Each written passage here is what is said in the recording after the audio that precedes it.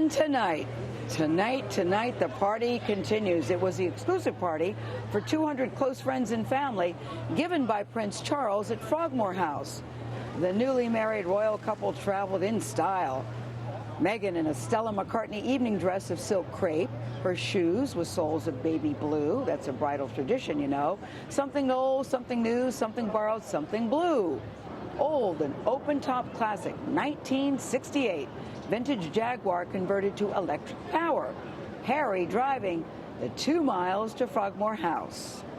But there's another celebration going on, and it's not a party in the traditional sense. It's among designers who are celebrating the Meghan effect, a phenomenon where everything this Duchess touches turns to gold. Here's Jerika Duncan. Oh my gosh, it's Meghan Markle.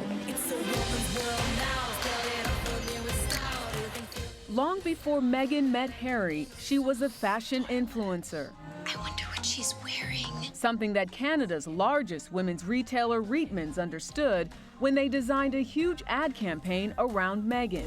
Ladies, it's Reitmans. And asked her to design a capsule collection of dresses. Hey, it's Meghan Markle, and we are here for their photo shoot for the dresses that I helped design for the Meghan Markle capsule. So it should be no surprise that when Meghan made her first public appearance on Harry's arm, this pair of ripped jeans was the fashion statement heard around the world.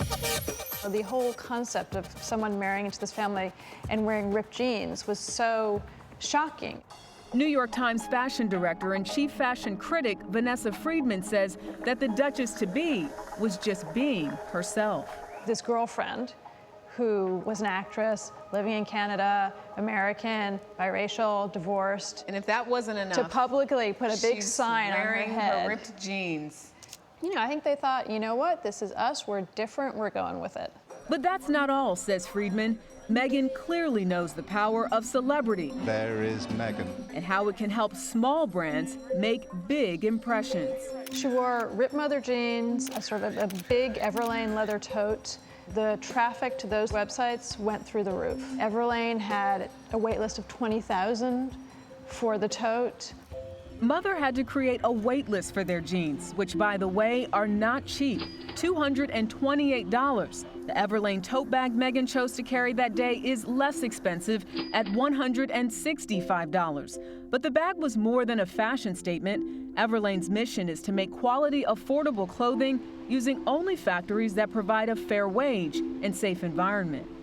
Carolyn Rush, the chief executive of the British Fashion Council, said she's shining light on local companies using what you wear to challenge conventions. I think she's right. You don't find wheat denim, which is a great, Welsh denim factory, by accident. She wore their black jeans on a visit to Wales. They suddenly had so much demand that they had to move to a bigger factory. I think she knew that that would happen. Why are people so fascinated with her style? Well, I think she's a very attractive and cheerful, but she also represents, in the royal fairy tale, in the Cinderella narrative, she represents an entirely different kind of character. She breaks all the rules as we have always understood them about who is allowed to become a member of the British royal family. Both she and Prince Harry talk about, LGBTQ rights, diversity, and the importance of mental health issues. And I think that has really made her choices, her style, feel kind of multidimensional in a way that it hasn't always for other people. You're here. I interact with women every day, and so many of them are in search of how they should be presenting themselves to the world. And Meghan Markle is a fabulous mentor, a fashion mentor. She's a bit like Mrs. Obama, from my point of view, because she is accessible and she wears every possible fashion from expensive to very, very affordable. I see them as kindred spirits, and I believe that the financial influence that Meghan Markle will have and has had will run parallel to Mrs. Obama. And that's saying a lot. Michelle Obama still has a tremendous influence on the fashion business. In fact, a New York University professor studied her effect on the stock market. Michelle Obama has been the ultimate role model for so many of us. What she wears carries a lot of weight because of who she is.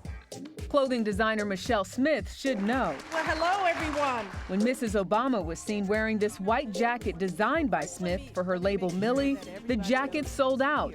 But that was nothing compared to the last time Michelle Obama wore Millie. This much talked about dress, the one Mrs. Obama was immortalized in, was designed by Michelle Smith. The day the official portrait was unveiled, Millie sales went through the roof. 157% increase in sales just for that day alone. So as a designer, having an incredible woman like that wearing my designs, it's sort of the ultimate stamp of approval. Have you guys reached out to Meghan Markle? I have not. Will you be? Yes, I will. Definitely.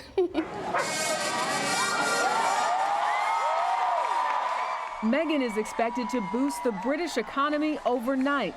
As spared to the heir, Prince Harry's wedding was projected to bring in about £500 million. With Meghan factored in, that number has doubled. I would guess that the royal family, or the firm, as they like to refer to themselves, understand the potential impact and the kind of constituencies that she can reach, and are smart enough to see that as working to their benefit. A quality that the monarchy didn't seem to take advantage of in Princess Diana, who still reigns as the most influential royal fashion icon, a title that Tim Gunn believes Duchess Meghan might soon inherit. Princess Diana evolved over quite a number of years. When we think about Meghan Markle, she's entering the British royal family at age 36. And Diana entered at what, age 19? She was a kid and probably didn't even know what her own personal style was. She was someone's dress-up doll. And Meghan Markle is no one's dress-up doll. She's a mature woman.